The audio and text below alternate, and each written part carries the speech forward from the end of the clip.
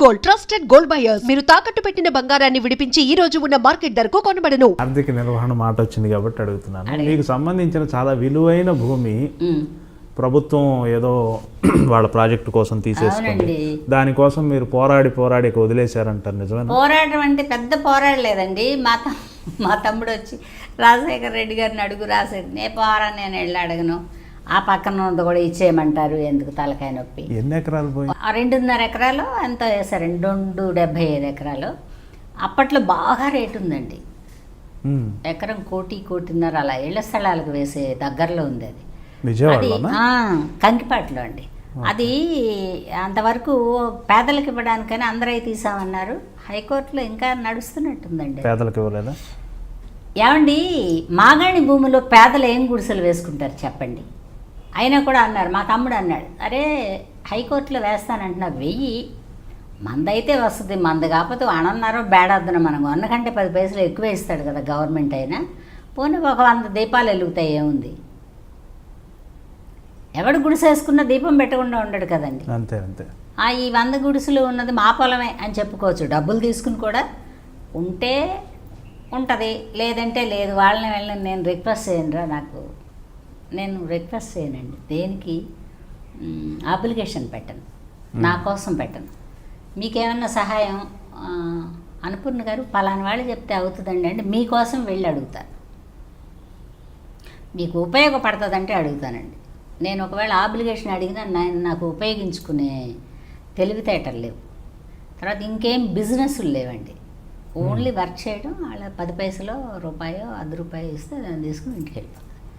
దాన్ని కొంచెం గట్టిగా పట్టుకుంటా, పోకుండా.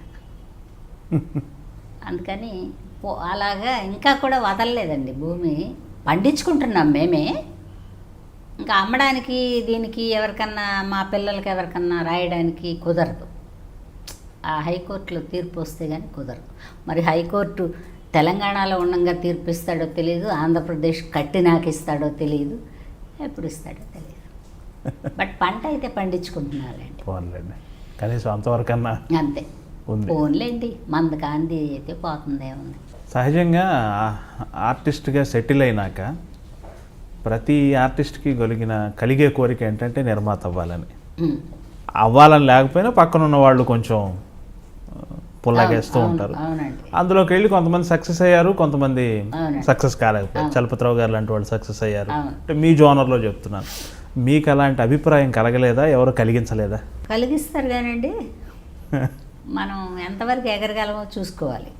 ఇందులో జనరల్గా బిజినెస్ మైండ్ వాళ్ళే కరెక్ట్ అండి. ఓకే. ఆర్టిస్టులకి బిజినెస్ మైండ్ తక్కువ ఉంటుంది. నా సినిమాలో నేను కనపడాలి, నేను మెయిన్గా ఉండాలి అనే తపన తప్పిస్తే బయటికి వెళ్తే ప్రేక్షకుడు ఎంతవరకు మనల్ని రిసీవ్ చేసుకుంటాడు, ఎంతవరకు మనం సక్సెస్ అవుతాం అనేవి తక్కువ ఉంటాయి. అందుకని ఆర్టిస్టు నాకు తెలిసి ప్రొడ్యూసర్ అయితే బాగుండదండి. ఆర్టిస్ట్గానే ఉండాలి, ప్రొడ్యూసర్గానే ఉండాలి. ప్రొడ్యూసర్ వేషం వేసిన ప్రాబ్లమే, ఆర్టిస్ట్ ప్రొడ్యూసర్ అయిన ప్రాబ్లమే. ఎందుకంటే ఆర్టిస్టు ప్రొడ్యూసర్ అయితేనండి పక్క ఆర్టిస్టులతో విరోధాలు వచ్చేస్తాయండి. అలాగా? ఎలా అంటేనండి, ఇప్పుడు నేను ఆర్టిస్టు, తీసుకునే అలవాటే, ఇచ్చే అలవాటు తక్కువ కదా. ఓకే.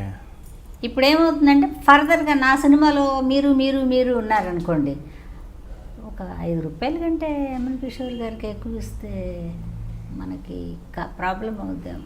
అడగవయ్యా, ఎవరినో మధ్యలో పంపిస్తారు. చెయ్యనంటే ఏమన్నా అనుకుంటుందేమో, ఈవిడ ఇంతకాలం నుంచి పరిచయం కదా, సరే కానీ అని ఒక ఇబ్బందితో వస్తారు. ఇట్లా విరోధులు అలా అలా అలా కూడబడతారు. ఆర్టిస్ట్గా ఉన్న లవ్ ఎఫెక్షన్ డిజాల్వ్ అవుతుందండి. ఓకే. ఆర్టిస్ట్కి ఇదే అలవాటు, ఇది లేదు. ప్రొడ్యూసర్కి ఇదే అలవాటు. ఇది డిస్ట్రిబ్యూటర్ల దగ్గర, ప్రేక్షకుల దగ్గర తప్పితే ఆర్టిస్టుల దగ్గర పాపం ఆయనకి చేయి చెప్పే అలవాటు ఉండదు. ఒక పెట్టిలో పెట్టుకోవచ్చు, ఒక కవర్లో పెట్టు ఇవ్వడమే అలవాటు.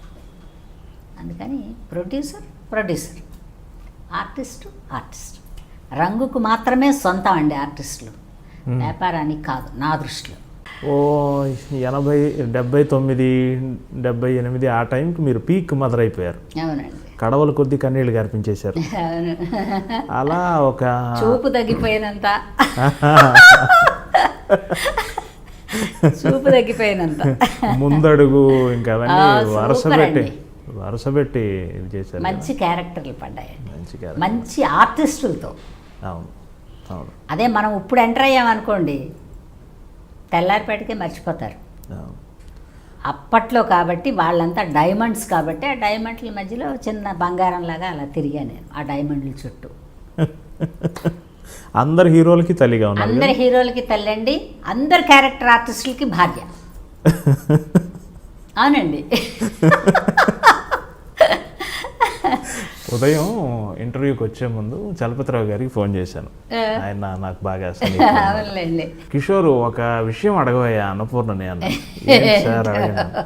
ఇంతమంది భర్తలు వేశారు కదా, ఇష్టమైన భర్త ఎవరో అడుగు. గుడ్డు భర్తలు ఇష్టం ఏముంటదండి, ఒక స్క్రీన్ భర్త భర్త ఇష్టం అండి. ఉంటాడు. స్క్రీన్ భర్తలంతా వేషమే, చెప్పేయండి ఆయనకి. ఆ, మంచి మిత్రుడండి ఆయన, అందరికి.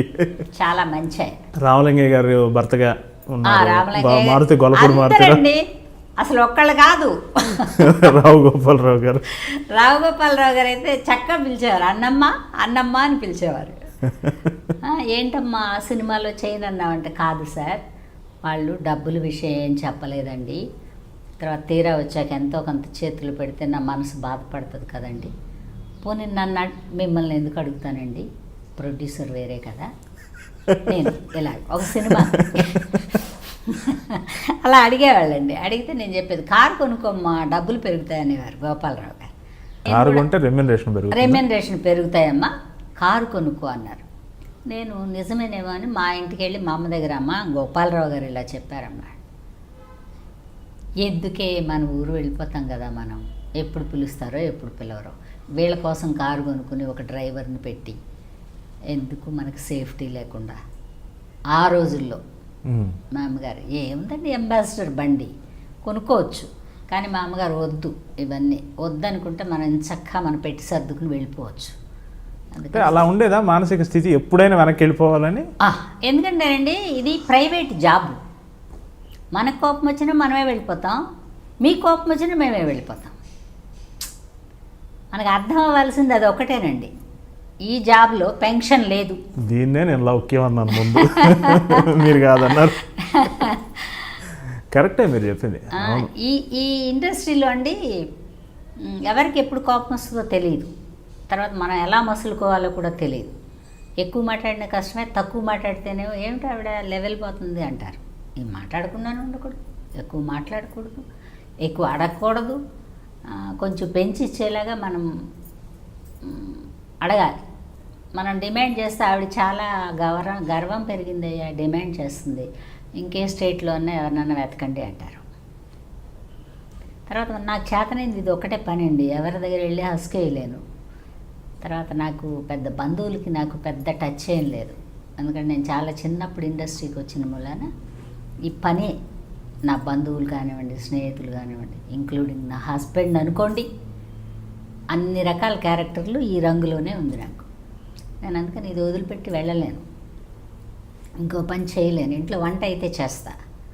అందుకని ఏంటంటే కొంచెం ఏం పోయింది చూసి చూడనట్టు వెళ్తే కొంతకాలం అలా ఇండస్ట్రీలో తిరగచ్చు. 2001 నుంచి 2007 మధ్యలో మీరు ఎక్కువ కనిపించలేదు, భారీ గ్యాప్ వచ్చింది. ఎందువల్ల అంటే అండి బ్లాక్ పిగ్మెంటేషన్ వచ్చింది ఫేస్కి మాత్రం.